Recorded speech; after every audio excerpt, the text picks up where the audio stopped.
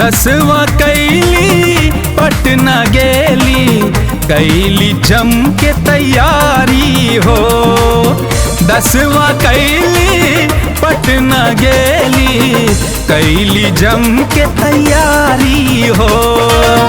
घूस दिलियै सेटिंग कैलियै, घूस दिलियै सेटिंग कैलियै, तब हियै बेरोजगारे हो।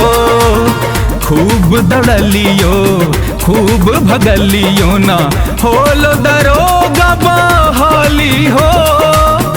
क्वेश्चन आउट हो गेलो परीक्षा, कैंसिल कर दिल खून सब, पकड़लो धांधली भारी हो। कि अब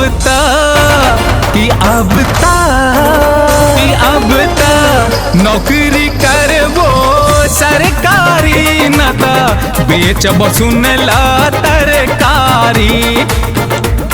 कि अब नौकरी करबो सरकारी, न त बेचबो सुनला तरकारी, न त बेचबो सुनला तरकारी।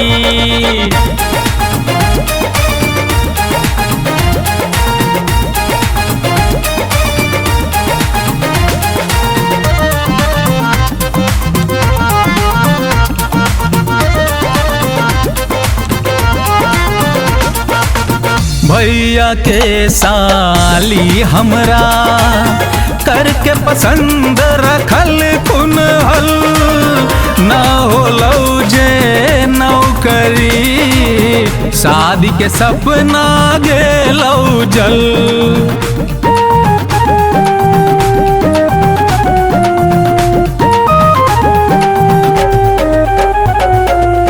भैया के साली हमरा करके पसंद रखल खून हल, न होलो जे नौकरी, शादी के सपना गेलो जल। अब त निकलल जाहो मरिया, न निकला कैंसी भैया, मजबूरी इतना बढ़ जाए तो के बहरी जाके कमेबे भैया।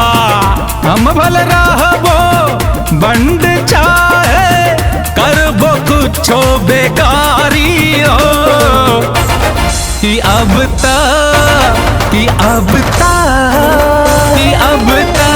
नौकरी करबो सरकारी, न त बेचबो सुनला तरकारी।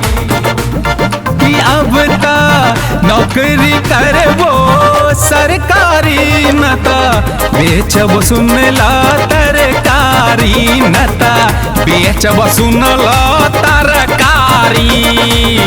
बेचबो सुनला तरकारी, बेचबो सुनला तरकारी।